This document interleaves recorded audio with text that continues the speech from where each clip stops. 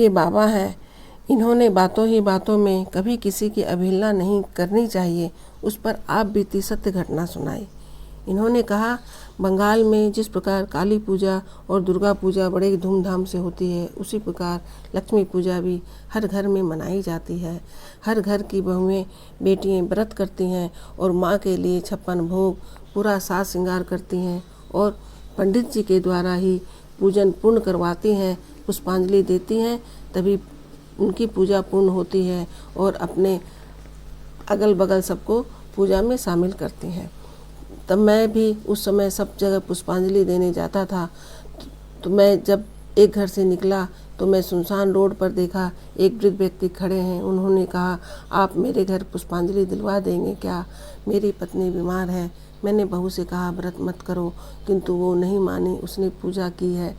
अब मेरी पत्नी बिना पुष्पांजलि दिए खाना नहीं खा रही है, उसे दवा लेना भी ज़रूरी है और हम लोग के घर के जो ब्राह्मण हैं वो लेट से आएंगे।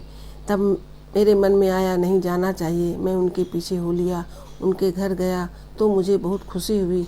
उनकी बहू पूरी व्यवस्था सब सही ढंग से कर रखी थी, सब भोग में भी वो तुलसी पत्र फूल दे रखी थी। तब मैंने फिर भी एक बार निरीक्षण करने के लिए सब सामान को देखा, फिर मैंने पाया एक पूड़ी का प्रसाद में तुलसी पत्र नहीं था। मैंने बहू से कहा, बहू इसमें तुलसी पत्र नहीं है। वो बोली, बाबा आप डाल दीजिए, मैं भूल गई होंगी।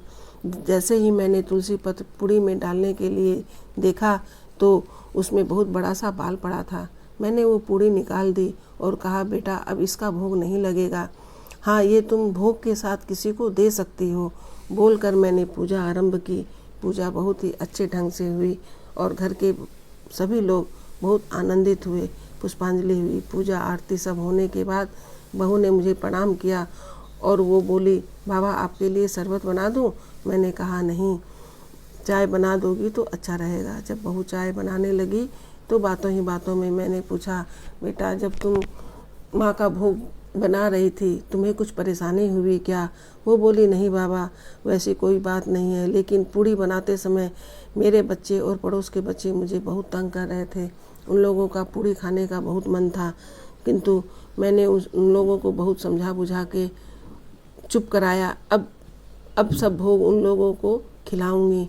मैंने कहा, देखो जब माँ के बच्चे की इच्छा हो और वो भोग हम लोग बच्चों को न दें, माँ के लिए रखें और माँ को खिलाएं, तो माँ कैसे ग्रहण करेगी?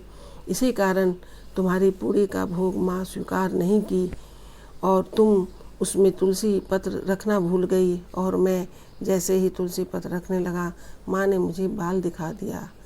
तुमने बच्चों की अवहेलना की, इस कारण यह घटना घटी।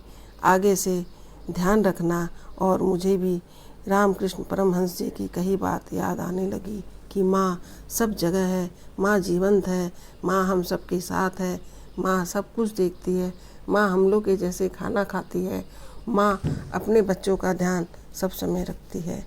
ये सच घटना मेरे मन को लग गई। उसके बाद से मैं माँ की भक्ति और ज़्यादा करने लगा और मैंने उस बहू से भी यही कहा, तुम माँ के लिए क्षमा मांगो, तुम्हारे घर में माँ विद्यमान है, जीवंत स्वरूप में तुमसे पूजा करवाती है। तुम माँ की मन से पूजा करो, माँ तुम्हारा सब कल्याण करेगी, वो आशीर्वाद दे। मैं वहाँ से निकल गया। उस दिन के बाद से मेरा भक्ति में और विश्वास बढ़ गया और मैं मन लगाकर और पूजा करने लग गया। ये कहानी सुनकर हम लोगों को बहुत ही अच्छा लगा। उसके बाद से हम लोग की भी और भक्ति बढ़ गई। अच्छे लोगों के पास बैठने से अच्छी ही बुद्धि आती है, कुछ सीखने ही मिलता है। इसलिए हमें भी पूजा सच्चे मन और सच्चे भाव से करना चाहिए। कभी किसी की अवहेलना नहीं करनी चाहिए, चाहे वह छोटा बच्चा ही क्यों न हो, सबके अंदर भगवान है। आपको ये सत्य घटना कैसी लगी कमेंट करिएगा। जय श्री कृष्णा।